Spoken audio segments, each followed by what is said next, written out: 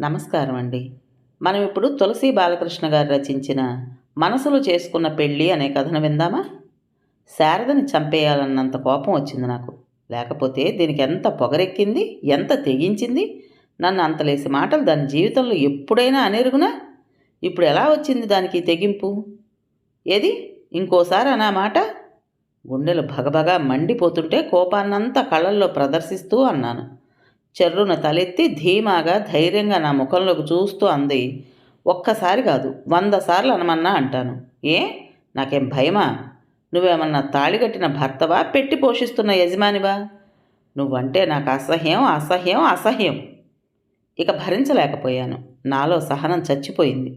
ఊరెగిరేలాగా అది అలాగంత ధైర్యంగా మొండిగా అవమానకరంగా ఇష్టం వచ్చినట్లు అరిచేస్తుంటే నా మగతనం చంపుకొని పడి ఉండడం నా తరం కాలేదు. మంచం పందిరికి జార్లబడి నిల్చున్న దాన్ని జబ్బ పట్టుకుని నా దగ్గరగా లాక్కున్నాను. ఎంత మాట అన్నావే అంటూ పళ్ళు కొరుకుతూ 2 చేతులతో బలంగా దాని రెక్కలు వెనక్కి విరిచి పట్టుకున్నాను. తల ఎగరేస్తూ నా ముఖంలోకి పొగరుగా చూసింది. చుట్టూ కలియ చూశాను. చేతికి అందుబాటులో ఏదీ కనిపించలేదు. దాని 2 రెక్కలు ఒక చేత్తో గట్టిగా పట్టుకుని నా కోపాన్ని వెయ్యింతలు చేస్తున్న దాని ముఖాన్ని ఇంకో చేత్తో బలంగా నొక్కిపట్టి మనిషిని ఉన్న ఫలంగా బలంగా వెనక్కి విసిరాను. రివ్వున వెళ్ళి ఉండ చుట్టుకుపోయి పడింది మంచం మీద. చాలా బలంగా రాక్షసుల్లా తోసేయగలిగాను అనిపించింది. కసి తీరినట్టుగా ఫీల్ అయి ఊపిరి పీల్చుకున్నాను కానీ అంత కోపంలోనూ దానికి దెబ్బ తగిలిందేమోనని ఎందుకో భయం కలిగింది. అది మాత్రం కిక్కురు మనలేదు. నా పౌరుషం 10ంతలయింది. ఎంత మొండిపీనుగా ఇది, కొట్టినా కిక్కురు మనలేదు అనుకుంటూ ఒక్క ఉదుటున మీదకెళ్ళాను. జుట్టు పట్టుకుని తలని పైకెత్తాను. ముఖం చేతులతో కప్పుకుని సన్నగా ఏడుస్తోంది శారద. శారద ఏడుస్తోంది. శారద ఏడవడం నా జీవితంలో మొదటిసారి చూస్తున్నాను. అసంకల్పితంగానే వదిలేశాను జుట్టుని. ఆవేశం చల్లబడుతోంది. నెమ్మది నెమ్మదిగా నేను చేసిన తప్పు గుర్తుకొస్తోంది. ఒక ఆడదాన్ని నా జీవితంలో మొట్టమొదటిసారిగా కొట్టాను. శారదని కొట్టాను. శారద ఎవరు, నేనెవరిని? శారద నన్ను ఎందుకు ప్రేమించి తీరాలి? ప్రేమించకపోతే నేను కొట్టడం ఎందుకు? కొట్టడానికి నాకెవరిచ్చారు ఈ అధికారం? ఇదివరకు ఎప్పుడూ శారదని కొట్టలేదే, కనీసం తిట్టలేదే. కానీ శారద కూడా ఇలా ఎప్పుడూ ప్రవర్తించలేదే. ఈరోజు మరెందుకు ఇంత అసహ్యం కలిగించేలాగా ప్రవర్తించింది? అయితే మాత్రం నేను శారదని కొట్టేయడమే. శారద ఒంటి మీద చేయి చేసుకుంటానని నేను కలలో కూడా అనుకోలేదు. మా ఇద్దరి మధ్య ఇంత రగడ జరుగుతున్నా అత్తయ్య మామయ్య గది లోపలికి ఎందుకు రానట్టు? శారదని నేనేమీ చేయననే ధైర్యం వాళ్ళకి? నా మీద అంత నమ్మకం ఉందా వాళ్ళకి? ఎందుకు లేదు? పూజ్యులైన అత్తయ్య మామయ్యల మీద ఇలాంటి అపనమ్మకం ఎందుకు నాకు? ఇందాక నేను తోసిన తోపుకు శారద ఏ గోడకో గుద్దుకుని దానికి ఏ ప్రమాదమైనా సంభవించి ఉంటే?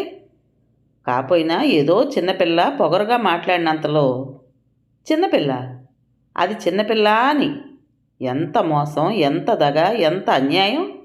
అయితే పెళ్లి కాకముందే ఆ వ్యక్తి మీద పూర్తి స్వాతంత్రం లేకముందే వాళ్ళింటికొచ్చి వాళ్ళ ఏకైక పుత్రిక గారాల పట్టి శారదని కొట్టేయడమే. మరి అదంతలా నోటికొచ్చినట్లు నరవలేని నాలిక ఎలా తిరిగితే అలా వాగేస్తుంటే, నా గుండెల్ని పగలగొట్టి పిండి చేస్తుంటే చూస్తూ వాజమ్మలా దద్దమ్మలా ఊరుకోవాల్సిందే. కనీసం అత్తయ్య మావయ్య అయినా లోపలికొచ్చి దాన్ని. ఇక బుర్ర పనిచేయడం లేదు. వెక్కుతున్న శారద ఏడుపు నా గుండెకు తగులుతోంది. నాకు జరిగిన ఘోర అన్యాయం, నేను జరిపిన రాక్షస కృత్యం ఇంకెక్కడా చోటు దొరక్క నా మెదడును తోల్చుకుపోయి అక్కడ స్థిమితంగా దెబ్బలాడుకుంటున్నాయి.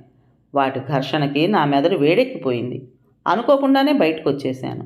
తిన్నగా పోయి వాల్చిన పడక కుర్చీలో పడిపోయాను. కన్ను ఆర్పకుండా ఎటో మాత్రం చూస్తున్నాను. కంటికైతే ఏమీ కనిపించలేదు. మెదడు పనిచేయకపోవటం వలన అలా ఎన్ని నిమిషాలు కూర్చున్నానో చెప్పడం నా తరం కాదు. కాఫీ తీసుకోరా వాసు? అప్రయత్నంగా చూశాను మాటలు వినిపించిన వైపు. కాఫీ గ్లాస్తో అత్తయ్య లాంటి మనిషి కాదు అత్తయ్యే. ఆమె ముఖంలోకి చూశాను. ఆమె ముఖంలోని భావం అది కోపమో ప్రేమో బాధో మరేమిటో నాకు తెలియదు. కాఫీరా అంది కాఫీ గ్లాస్ నా కళ్ళ ముందు పెడుతూ. అక్కడ పెట్టత్తయ్య అందామనేది నా ఉద్దేశం. బహుశా అనే ఉంటాను. అత్తయ్య కాఫీ గ్లాసును కుర్చీ పక్కగా పెట్టి వంటింట్లోకి వెళ్ళిపోయింది. అత్తయ్య, నేనంటే ప్రాణం ఇచ్చే అత్తయ్య, అమ్మ కంటే ఎక్కువగా ప్రేమించే అత్తయ్య ఎందుకింత ముభావంగా ఉంది? దాన్ని ముభావం అనే అంటారా? శారద నాకింత అన్యాయం చేసినందుకు అత్తయ్య నాకు ముఖం చూపించలేకపోతోందా? నా మీద జాలి పడుతోందా? లేక శారదకి ఈనాడు వయసు ఆలోచించుకునే శక్తి వచ్చి నన్ను పెళ్ళాడకూడదని స్వంత నిర్ణయం తీసుకున్నందుకు ఆమెను సమర్థించి లేని అధికారంతో వాళ్ళ అమ్మాయి మీద చేయి చేసుకున్నందుకు నన్ను అసహించుకుంటోందా? లేదు. ఈనాడు వాళ్ళ పిల్ల మూలంగా నాకు జరిగిన ఘోర అన్యాయానికి అత్తయ్య చచ్చేలా సిగ్గుపడుతోంది. ఈ విషయం ఈనాటిదా? గత 18 సంవత్సరాల నుంచి అనుకుంటూ వస్తున్నదే. నాకు 4 ఏళ్ల వయసున్నప్పుడు చూపించింది అమ్మ అత్తయ్యని. అప్పటిదాకా నాన్నగారి ఉద్యోగరీత్యా ఢిల్లీలో ఉండిపోయిన కారణంగా వాళ్ళని ఎప్పుడూ చూడనే లేదు. ఆ రోజునే అనేసింది అత్తయ్య, ఏరా అల్లుడు అని. నా పేరు అల్లుడు కాదు, వాసు అన్నాను. అత్తయ్య బోలెడు సంబరపడిపోయి ఎత్తుకుని ముద్దెట్టేసుకుంది. ఆ తర్వాత మాటల్లో అమ్మ అత్తయ్య నా గురించి శారద గురించి ఏవేవో చాలా చాలా మాట్లాడేసుకుంటుంటే నాకు బోరు కొట్టి ఉయ్యాల్లో పడుకున్న శారదతో ఆడుకుంటున్నాను. కాసేపటికి అమ్మ అత్తయ్య ఎందుకో విరగబడి నవ్వుకున్నారు. అమ్మ నన్ను పిలిచి, ఏరా వాసు, అత్తయ్య నిన్ను అల్లుణ్ణి చేసుకుంటానంటోంది, ఎర్రతేలుని పెళ్ళాడతావేమిట్రా అంది ఉయ్యాల వైపు చూపిస్తూ. అప్పటికి పెళ్ళంటే ఏమిటో నాకేం తెలుసు? ఓ ఎస్ అన్నాను. మళ్ళీ ఇద్దరూ నవ్వుకున్నారు. నేనేదైనా జోకాను కాబోలు అనుకున్నాను. అది మొదలు కొన్ని లక్షల సార్లు అత్తయ్య మామయ్య అమ్మ నాన్న ఈ ఊళ్ళో వాళ్ళు ఆ ఊళ్ళో వాళ్ళు ఒకరేమిటి అంతా కూడా శారదని నన్ను భార్యాభర్తలుగా జమకట్టేశారు. తోటి పిల్లలు కూడా అంతే. బువ్వలాటల్లో కూడా మా ఇద్దరినే భార్యాభర్తల్లా ఉండమనేవారు. ఇంకొకరితో జంట కూడదామంటే ఒప్పుకునేవారు కాదు. హై స్కూల్ చదివయ్యే వరకు వాళ్ళింట్లోనే ఉండి ఆ ఊళ్ళోనే చదువుకున్నాను. అత్తయ్య మామయ్య తల్లిదండ్రుల కంటే ఎక్కువగా చూసేవారు నన్ను. ఏరోయ్ అల్లుడు గారు అంటూ మామయ్య జోకులేస్తుండేవాడు. ఇక శారద నేను శరీరాలు వేరే కానీ ప్రాణాలు ఒకటే. పొద్దున్న లేచింది మొదలు రాత్రి పడుకోబోయే వరకు దరిదాపు ప్రతి పని కలిసే చేసేవాళ్ళం. మా ఇద్దరిలో ఎవరికైనా కొంచెం నలతగా ఉంటే ఇంకొకళ్ళకి నిద్ర పట్టేది కాదు, అన్నం ముట్టేవాళ్ళం కాదు. అలాగే అహోరాత్రాలు వాళ్ళకి బాగయ్యే వరకు దిగులుగా గడిపేవాళ్ళం. ఒక్కొక్కసారి ఇద్దరం కలిసి స్కూల్ ఎగ్గొట్టేసి తోటలోనూ గోదావరి ఒడ్డున ఒకరి ఒళ్ళో ఒకరు పడుకుని మామిడి పిందెలు రేగిపళ్ళు కందికాయలు సీమ చింతకాయలు తింటూ కూని రాగాలు తీస్తుండేవాళ్ళం. కొంచెం కొంచెం పెద్దవుతున్న కొద్దీ దాన్ని మాటి మాటికి గుర్తు చేస్తూ వాళ్ళ బోడి పెద్దరికాన్ని మా మీద చూపించేవాళ్ళు కొందరు పనిలేని పెద్దాళ్ళు. క్రమేపీ సిగ్గంటే ఏమిటో శారదకి తెలిసొచ్చి నేను కొంచెం కొంటిగా ప్రవర్తిస్తే ఎవరైనా చూస్తారు బావా అని నన్ను నిరుత్సాహపరుస్తుండేది. స్కూల్ ఫైనల్ అయిపోయాక నాకు కాలేజీ చదువులకి మా అమ్మా నాన్నల దగ్గరకు వెళ్ళిపోవలసి వచ్చింది. వర్ణనాతీతమైన బాధతో మా ఎడబాటు జరిగింది. కాలేజీలో చేరానన్న మాటే కానీ ఒక్క ముక్క కూడా బుర్రకెక్కేది కాదు. అనునిత్యం శారద తలంపే. పుస్తకాల నిండా శారద బొమ్మలే గీస్తుండేవాణ్ణి. ప్రతిరోజు ఉత్తరాలు రాస్తుండేవాణ్ణి. ఆమె కూడా అంతే. పిచ్చెక్కుతుందేమో కూడా అని వీడికి అని అమ్మ భయపడేది. నాన్నగారు నన్ను కేకలేసేవారు. వారం వారం శారద వాళ్ళ ఊరు పోయి వస్తుండేవాడిని. పోనీ శారదని మా ఊరొచ్చి ఉండమందామంటే అత్తయ్య మామయ్య శారదని విడిచి ఒక్క క్షణం ఉండలేరు. వేరే మార్గం లేక వారం వారం వాళ్ళ ఊరు వెళ్ళి శారదని కలుసుకుని ఒకరోజు ఒక క్షణంలా గడిపేసి బాధగా మా ఊరు వచ్చేస్తూ ఉండేవాడిని. బిఏ ఫస్ట్ క్లాస్లో పాస్ అయ్యాను. దానికి శారద అనునిత్యం నా మేలు కోరుతూ చేసిన పూజలే కారణం కావచ్చు. రిజల్ట్స్ వచ్చిన తర్వాత ఎంఏ చదువుతావేమిట్రా అన్నారు నాన్నగారు. నా వల్ల కాదు నాన్న అని చెప్పేశాను నిర్మోహమాటంగా. అయితే ఇహ ఎక్కే గుమ్మం దిగే గుమ్మమేనన్నమాట అన్నారు. ఆ అవసరం లేదులేండి, పొరపాటున క్లాస్ ఒకటి వచ్చిందిగా, ఎక్కడో అక్కడ దొరక్కపోదు అన్నాను. ఉద్యోగరీత్యా నేను మద్రాసు వెళ్ళవలసి వచ్చింది. నాన్నగారు కూడా ట్రాన్స్ఫర్ చేయించుకుని మద్రాసు వచ్చేశారు. అప్పటి నుంచి వారం వారం కూడా కలుసుకోలేకపోతున్నందుకు శారద నేను కుమిలిపోయాం. ఉత్తరాలు వ్రాసుకోవడం మాత్రం మా నిత్యకృత్యాల్లో ఒకటైపోయింది. సంవత్సరం పూర్తవుతూనే నెలలాళ్ళు సెలవు పెట్టి శారదతో గడపాలని నిశ్చయించుకున్నాను. ఒకరోజున అమ్మతో శారదని విడిచి ఉండలేకపోతున్నానని త్వరలో ముహూర్తం పెట్టించమని సిగ్గు విడిచి చెప్పేశాను. దానికి అమ్మ చెప్పిన జవాబు విని నా తల తిరిగిపోయింది. మంచి కట్నమిచ్చే సంబంధాలు అనేకం వస్తున్నాయని శారదని మర్చిపోమ్మని చెప్పింది అమ్మ.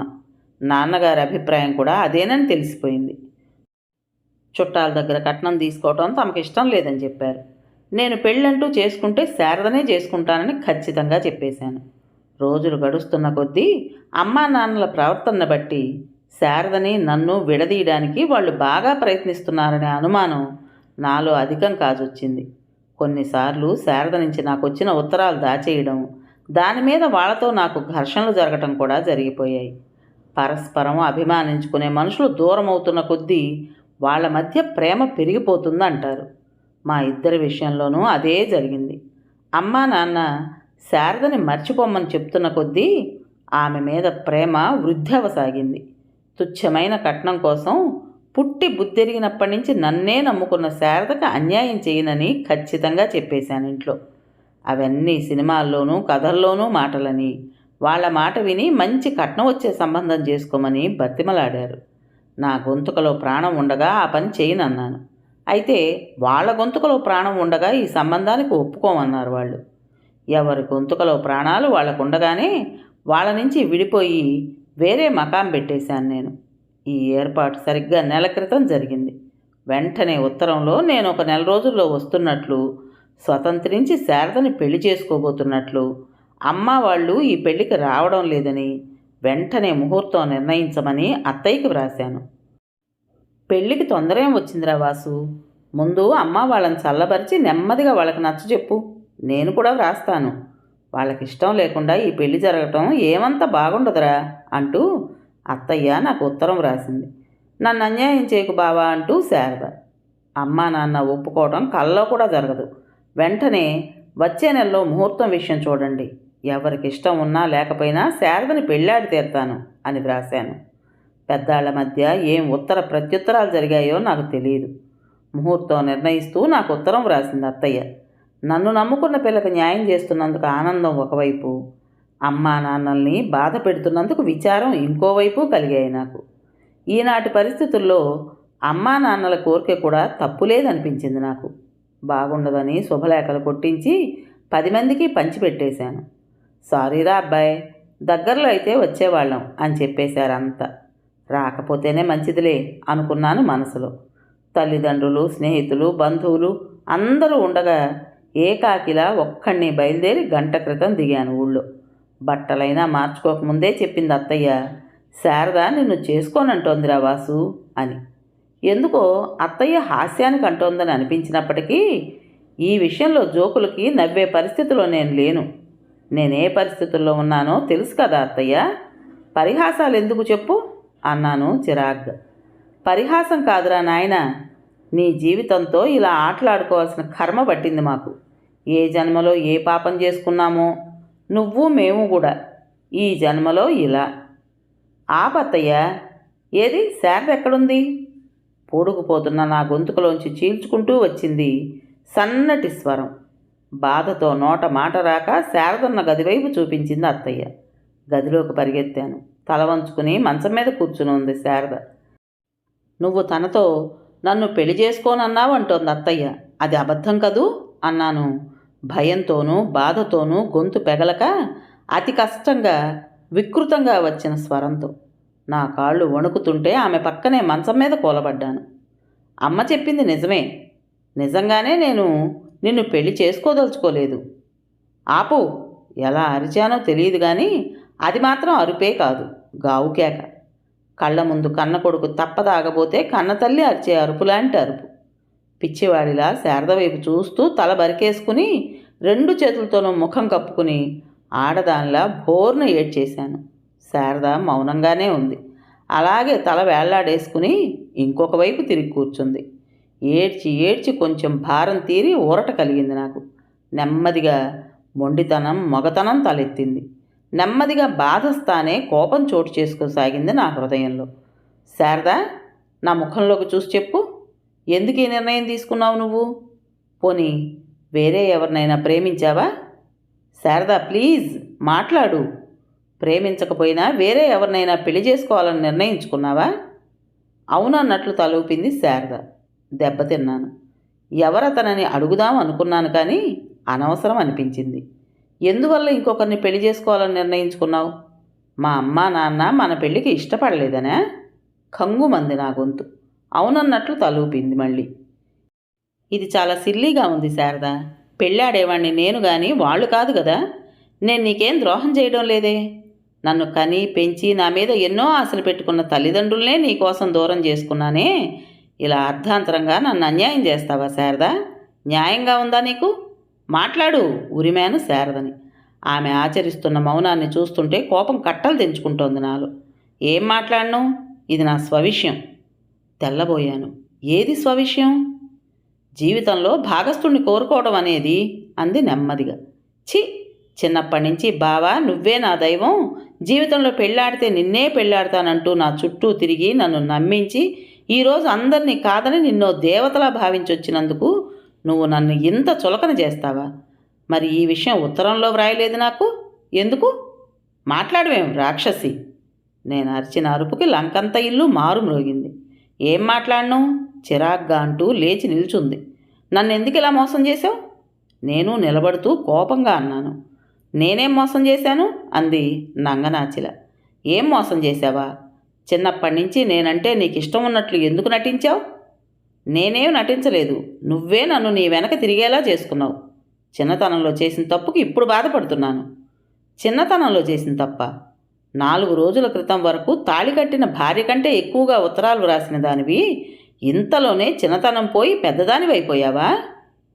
నాతో అనవసరం, నువ్వింక మాట్లాడొద్దు. దూరంగా పోయింది. ఎందుకని? మొండిగా దగ్గరగా వెళ్ళాను. నువ్వంటేనే నాకు అసహ్యం. గవుక్కుననేసింది. మళ్ళీ తెల్లబోయాను. సభకి ముఖ్య అతిథిగా పిలిచి బట్టలు విప్పి నగ్నంగా వేదిక మీద నిలబెట్టినట్లయింది నాకు. శారదను చంపేయాలన్నంత కోపం వచ్చింది నాకు. మరేం బాధపడకరా అబ్బాయి. దానికి ఏం రోగం వచ్చిందో ఈ పాడుబుద్ధి పుట్టింది. మేమెంత నచ్చ చెప్పినా వినడం లేదు. నీకేం? రాజా లాంటి కుర్రాడివి, బంగారం లాంటి సంబంధం దొరుకుతుంది. ఏదో చెప్తున్నాడు మామయ్య మంచం మీద లేచి కూర్చుంటూ. అనవసరం మామయ్య, దయచేసి నన్నెవరూ పలకరించకండి అంటూ పడకుర్చీలోంచి నెమ్మదిగా లేచి శారద గదిలోకి వెళ్ళాను. తలగడలో ముఖం దాచుకుని పరుపు మీద అపసవ్యంగా శోషకొట్టినట్లు పడుంది శారద. ఆమె దగ్గరగా వెళ్ళాను.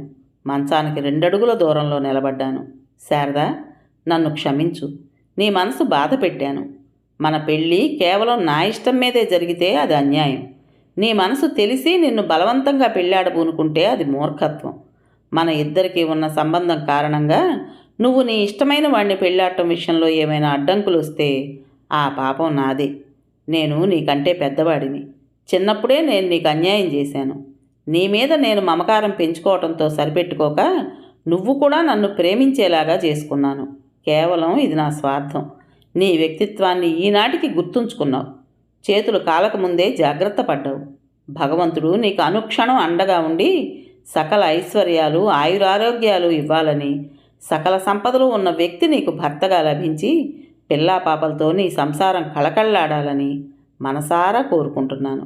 ఇక నీ జీవితంలోకి ఎప్పటికీ రానని భగవంతుడి మీద ప్రమాణం చేస్తున్నాను. నన్ను దయచేసి క్షమించు. ఇప్పుడు నా మనసు ఎంతో తేలికపడింది. మెదడులో ఎటువంటి ఆలోచన లేదు. హాయిగా ఉంది.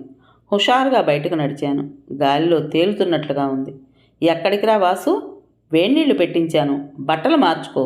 స్నానం చేసి కొంచెం ఎంగిలిపడి వెళ్దువు గాని బయటకు. అసలు తలకాయలు లేవర్రా ఇంట్లో ఎవ్వళ్ళకి. వాడు పాపం కనీసం బట్టలైనా మార్చుకోకుండానే దిక్కుమాలిన భాగవతం పెట్టారు. ఒరేయ్ వాసు, ఆగరా! అరుస్తున్నాడు మామయ్య వెనక నుంచి. కనీసం వెనక్కైనా తిరగకుండా నడక సాగించాను. నా బాధను చూడలేక కాబోలు దినకరుడు పశ్చిమ కొండల చాటున ముఖం దాచుకుంటున్నాడు. లొల్లాయి పదం పాడుతూ ఏకాకిలా నెమ్మదిగా పడవ నడుపుతున్నాడు ఒక పల్లెవాడు. జీవితంలో దగాపడ్డందుకు బాధపడాలో, భవబంధాలు తెంపుకుని స్వతంత్ర జీవినైనందుకు సంతోషించాలో తెలియక శూన్యంలోకి చూస్తూ మెట్టు మీద కూర్చునున్నాను. నేను చాలాసేపే అయింది అక్కడ చేరి. ఆ ప్రశాంత వాతావరణంలో మనసు కొంత తేలిక పడింది. జరిగిన మంచి చెడుల మీద ఘర్షణ తగ్గించి పల్లెవాడు పాడుతున్న పాట వింటూ ఆకాశంలోని అరుణకాంతిని ఆస్వాదిస్తున్నాను. బావా, ఉలిక్కి పడ్డాను. ఏమిటి భ్రమ? మళ్ళీ మనసు ఎందుకిలా చంచలమవుతోంది? జరిగిన సన్మానం చాలదా? బావా, నూతిలో నుంచి వచ్చినట్లున్న ధ్వని. కంగారుగా పక్కకు చూశాను. శారద. అవును శారదే. చేతిలో నా పెట్టె. అయోమయంగా చూస్తూ పైకి లేచాను. పెట్టె కింద పెడుతూ నా కాళ్ల మీద పడిపోయింది శారద. నాకేమీ అర్థం కావడం లేదు. ఏమిటి ఈ వింత సంఘటన? నన్ను క్షమించు బావా, నీకు ఘోరమైన అన్యాయం తలపెట్టాను వణుకుతున్న హీనస్వరంతో అంటూ నా కాళ్ళను చుట్టేసుకుంది శారద. శారద, లే, ఎవరి కర్మకు వాళ్ళు కర్తలు. ఏ జన్మలో ఏం పాపం చేసుకున్నానో ఈ జన్మలో ఇలా అందరికీ దూరం అయ్యాను. దీనికి ఎవరూ బాధ్యులు కారు. లే, లేచి ఇంటికి వెళ్ళు. ఆమెను ముట్టుకోవాలంటేనే నాకెందుకో భయంగా ఉంది. కాళ్ళు వెనక్కి లాక్కోవడానికి ప్రయత్నించాను. ఆమె నా కాళ్ళు వదలలేదు. ఆమె అశ్రుధారలతో నా పాదాలు తడిసిపోతున్నాయి.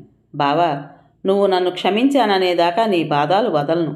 నేను నన్ను పెళ్లి చేసుకోమని కోరడం లేదు. నేను ఆ అర్హతను పోగొట్టుకున్నాను. కనీసం నిన్ను బ్రతిమలాడే అధికారం కూడా నాకు లేదు. నా అంత పాపి ఇప్పటి వరకు ఈ భూమి మీద పుట్టలేదు, పుట్టబోదు, పుట్టకూడదు కూడా. నేను నిన్ను అర్థించేది, పాకులాడి ప్రార్థించేది ఒక్కటే. నన్ను క్షమించానని ఒక్క మాట అను చాలు. తర్వాత నా దారి నేను చూసుకుంటాను. మ్రాన్పడిపోయాను. ఏమిటి వింత ప్రవర్తన? శారదకు మతి చెడిందా? 4 రోజుల క్రితం వరకు నన్ను ఆరాధ్య దైవంగా కొలిచింది. సంవత్సరం నుంచి ఆమెను కలల్లోనే కలుసుకుంటూ ఈనాడు ఎంతో ఆతృతతో తన ఇంటికొచ్చిన నన్ను అసహించుకుంది. మళ్ళీ ఒక్క 2 గంటల్లోనే మనసు మార్చుకుని తన తప్పు తెలుసుకుని నా కాళ్ళ మీద పడి క్షమించమని ప్రాధేయపడుతోంది. పరిస్థితి నాకేమీ బోధపట్టం లేదు. క్రిందకు చూశాను. కుప్పలా నా కాళ్ళ మీద కూలిపోయి ఉంది. శారద కంటికి మంటికి ఏకధారగా ఏడుస్తోంది. అసంకల్పితంగానే నెమ్మదిగా లేవనెత్తాను శారదని. కన్నెత్తి నన్ను చూడలేకపోతోంది. శారద సిగ్గుతో చచ్చిపోతోంది. కళ్ళు జలపాతాల్లాగా ఉన్నాయి. నిన్ను మనస్ఫూర్తిగా క్షమిస్తున్నాను శారద, అంతే అనగలిగాను. నా చేతుల్లోంచి విడిపోయింది. నాకు దూరంగా వెళ్ళిపోసాగింది. చాలు బావా, చాలు. నాకిప్పుడు ఎంతో హాయిగా ఉంది. నీ బ్యాగ్ అదిగో. వెంటనే మద్రాసు వెళ్ళిపో. మా ఇంటికి మాత్రం వెళ్ళొద్దు. ఆ పాపకోపం నుంచి దూరంగా పో. త్వరగా దేవుడు నీకు మేలు చేయాలని కోరుకుంటున్నాను. సెలవు అంటూ గోదావరి వైపు పరుగు పెట్టసాగింది. ఈ హఠాత్ పరిణామానికి విస్తుపోయాను. ఆగు శారద, ప్లీజ్. శారద, ఆగు. అప్పటికే బలం కొద్దీ పరిగెట్టాను. నీళ్లలోకి వెళ్ళిపోయింది ఆమె. గంగమ్మ తల్లి ఆమెను తనలో కలుపుకోకముందే పట్టుకున్నాను శారదని. నన్ను ఆపు చేయొద్దు బావా, నన్ను వదిలేయి ప్లీజ్. నేను మహాపాపిని. నన్ను చావని. నా పాపానికి ప్రాయశ్చిత్తం చేసుకొని బావా, నన్ను వదిలేయి. నా చేతుల్లోంచి విడిపించుకోవడానికి విఫల ప్రయత్నం చేస్తుంది. నీ పాపానికి ప్రాయశ్చిత్తం జరిగిపోయింది శారద. నీ తప్పు నువ్వు తెలుసుకుని క్షమాపణ కోరుకున్నావు. అంతకు మించిన ప్రాయశ్చిత్తం ఏదీ లేదు. నువ్వు నిర్దోషివి. నా మాట నమ్ము, బొజ్జగిస్తూ అన్నాను. బావా అంటూ నా గుండెల మీద వాలి బావురుమంది. నేను ఆమెను వారించలేదు. లోపలున్న దుఃఖమంతా బయటకు పోతే మనసు తేలిక పడుతుందని ఊరుకున్నాను. ఆమె జుట్టు నిమురుతూ నుదుటి మీద ముద్దు పెట్టుకున్నాను. దుఃఖభారం తీరాక నా గుండెలకు హత్తుకుపోయింది. ఆమెను నెమ్మదిగా నడిపించుకుంటూ ఒడ్డుకు తీసుకువచ్చాను. ఆదరణగా అనునయిస్తూ ఇసుకలో కూర్చోబెట్టాను. పరీక్షగా ఆమె ముఖంలోకి చూస్తూ పాత సంఘటనలు జ్ఞప్తికి తెచ్చుకుంటున్నాను. 5 నిమిషాల వరకు ఏమీ మాట్లాడలేదు శారద. తల దించుకునే కూర్చుంది. ఆమె భుజం మీద చెయ్యి వేశాను ఆప్యాయంగా. నెమ్మదిగా తల ఎత్తి నా కళ్ళల్లోకి చూసింది. ఎంతో ప్రేమగా జాలి గొలిపేలాగా ఉంది ఆమె చూపు. ఏ చూపైతే చిన్నప్పటి నుంచి నేను శారద మీద మమకారం పెంచుకోవటానికి మూల కారణమో ఆ చూపది. సంవత్సరం తర్వాత చూడగలుగుతున్నాను నా అసలు శారదని. శారద, తన్మయత్వం కలుగుతోంది నాకు ఆమెని అలా చూస్తోంటే. బావా, ఎంత తీయని పిలుపు! హృదయాంతరాళంలోంచి వచ్చిన ఆ పిలుపు నా మనసులో మల్లెలు పూయిస్తోంది. బావా, నిజం చెబుతాను. వద్దొద్దు శారద, జరిగింది పీడకల్లా మర్చిపో. ఇక ముందు మాత్రం ఏ శక్తి మనల్ని విడదీయకూడదని ఆ భగవంతుడిని ప్రార్థిద్దాం. అది కాదు బావా, జరిగింది నువ్వు తెలుసుకోవాలి. నేను ఉన్మాదిని అనుకుంటున్నావు కదూ ఈరోజు నా ప్రవర్తన చూసి? ఉన్మాదిని కాకపోయినా ఆడదాన్ని, అందువల్లే అలా ప్రవర్తించాను. కొంగుతో శుభ్రంగా మొహమంతా తుడుచుకుంది. నెమ్మదిగా చెప్పడం మొదలుపెట్టింది. నెల క్రితం నీ ఉత్తరంలో మామయ్య, అత్తయ్య మన పెళ్లికి ఒప్పుకోవడం లేదని, వాళ్ళ నుంచి వేరైపోతున్నానని, మన పెళ్లికి ముహూర్తం పెట్టించమని వ్రాసావు. అప్పటిదాకా మన పెళ్లికి ఎటువంటి అవాంతరాలు లేవు. నువ్వు మీ వాళ్ళ నుంచి విడిపోయి నన్ను పెళ్ళాడటం మా అమ్మా నాన్నలిద్దరికీ ఇష్టం లేదు. అందుకనే తొందరపడవద్దని అమ్మ నీకు వ్రాసింది. చిన్నప్పటి నుంచి అనుకుంటున్న సంబంధమే కదా అని మనిద్దరినీ విడదీయొద్దని అత్తయ్యకి అమ్మ ఎంతో ఇదిగా ఉత్తరం వ్రాసింది. ఆ ఉత్తరానికి కానీ ఆ తర్వాత అమ్మ వ్రాసిన 2 ఉత్తరాలకు కానీ అత్తయ్య అసలు జవాబే ఇవ్వలేదు. దాంతో నాన్నకు బాగా కోపం వచ్చి చస్తే ఈ సంబంధం చేసుకోవడానికి వీలు లేదన్నారు. కానీ నా బాధ చూడలేక అమ్మ ఎలాగో నాన్నగారిని ఒప్పించి ముహూర్తం పెట్టించి నీకు ఉత్తరం వ్రాసింది. ఈ సమయంలోనే 4-5 రోజుల క్రితం నా పాలిట శనిగాళ్ళ పక్కింటి లాయర్ గారి తమ్ముడు ఈ ఊళ్ళో దిగాడు. వాడొక డాక్టర్. మొదటి భార్య నెల క్రితమే పోయింది. పిల్లలు లేరు, కానీ వాడిని కప్పెట్టేంత ఆస్తి ఉంది. నన్ను వాడికి కట్నం లేకుండా చేసుకుంటామని నాన్నతో అన్నాడు లాయర్ గారు. ఇక నాన్న సంతోషానికి అవధులు లేవు. లక్షాధికారి ఆయనకు అల్లుడు కాబోతున్నాడంటే ఇంకా ఆయనకి కాలు నేల మీద ఆనలేదు. అతనికి ఉన్న గొప్పల్ని 1000 చేసి చెప్పి ఆ సంబంధం చేసుకోవటానికి అమ్మ చేత ఒప్పించాడు నాన్న. నన్ను ఎలాగైనా ఒప్పించే భారం అమ్మ మీద వేశాడు. ఎలా చెప్పాలో తెలియక అమ్మ నిన్నటి వరకు తికమక పడింది. కానీ ఈ 4 రోజుల నుంచి ప్రతి నిమిషం ఏదో మిషతో ఆ డాక్టర్ అందం, చదువు, డబ్బు గురించి నా దగ్గర పొగడసాగింది. విని ఊకొట్టడమే తప్పితే అమ్మ మనసులో ఉన్నదేమిటో ఊహించలేకపోయాను. నిన్న పొద్దున నీ ఫోటో ఆ డాక్టర్ ఫోటో పక్కపక్కన పెట్టి ఇతని ముందు బావ ఎంత వెలవెలపోతున్నాడో చూడవే అమ్మాయి అంది అమ్మ. బాహ్య సౌందర్యానికి ఆ ఫోటోలో కనిపిస్తున్నంత వరకు నీ మీద అతను అందగాడేనని చెప్పవచ్చు. కానీ మొదటి భార్య పోయి నెల తిరక్క ముందే పెళ్లిపేటలు ఎక్కడానికి ఉవ్విళ్ళూరుతున్న ఆ ప్రబుద్ధుడి సంస్కారం, నమ్మిన వ్యక్తి కోసం సర్వం త్యాగం చేసిన నీ సంస్కారం ముందు ఎంత వెలవెలపోతుందో నేను ఊహించగలను. ఆ మాటే అన్నాను అమ్మతో. కానీ అమ్మ తన మాటల చాకచక్యంతో నన్ను మార్చేయగలిగింది. ఆ చాకచక్యంతోనే పెద్దయ్యాక నాకు ఎక్కడ పెళ్లి చేయలేకపోతామోనని చిన్నప్పటి నుంచి ఎంతో ఆప్యాయత కనబరుస్తూ నిన్ను తన గుప్పెట్లోంచి దాటిపోకుండా కాపాడుకుంటూ వస్తోందమ్మ. మన చుట్టాలెవరికి ఇష్టం లేని ఈ పెళ్లి వల్ల నాకు శుభం కలగదంది. బంధువులందరూ తమ ఇద్దరిని కూడా వెలివేస్తారంది. ఈ వయసులో వాళ్ళు పడరాని బాధలు పడవలసి వస్తుంది అంది. నువ్విప్పుడు ఆవేశంలో నా మెళ్ళో తాళి కట్టినప్పటికీ తర్వాత మీ వాళ్ళ నుంచి నువ్వు దూరం అవడానికి నేనే కారణమంటూ నన్ను అనేక విధాల బాధలు పెడతావంది. మళ్ళీ మీ వాళ్ళతో నువ్వు ఏకమయ్యి మీరంతా నన్ను ఒక వంట మనిషిలాగా దాసీదానిలాగా చూస్తారంది.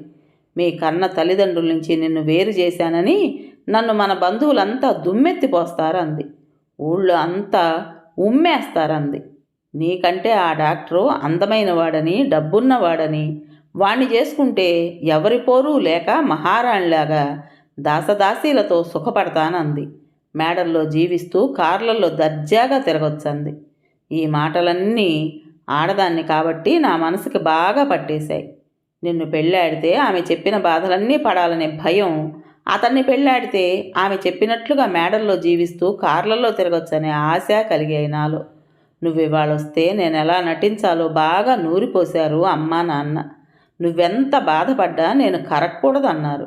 ఆ ప్రకారమే ఇందాక నటించాను. అప్పుడు మాత్రం నీ శారదని కాదు నేను. మేడలు, కార్లు, ఆడంబరాలు ఆశించే అసలైన ఆడదాన్ని మాత్రమే. ప్రాణం కన్నా మిన్నగా ప్రేమించే భర్త అనురాగమే ₹1,00,00,000 పెట్టు అని అర్థం చేసుకోలేని అబలని మాత్రమే. అప్పుడు నువ్వు కోపంగా నన్ను తోసినప్పటిదాకా నీ శారదని కాదు నేను.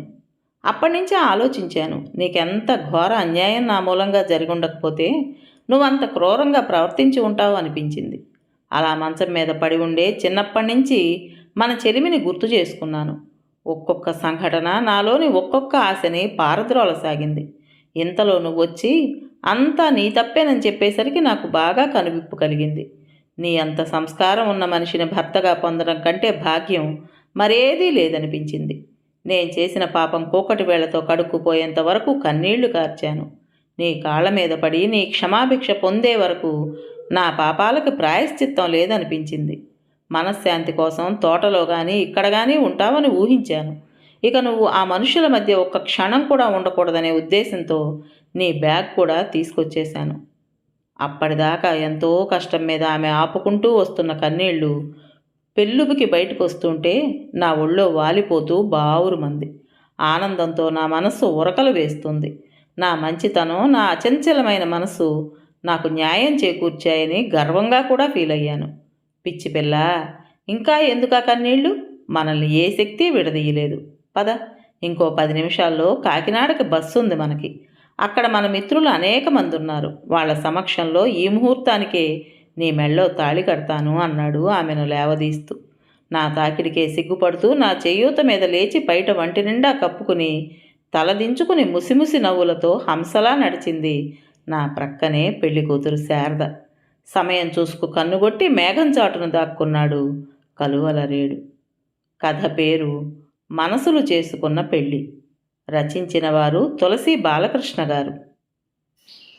విన్నారు కదండి. మరి ఈ కథ మీకు నచ్చిందా? నచ్చినట్టయితే లైక్ చేసి మరో నలుగురికి షేర్ చేయండి.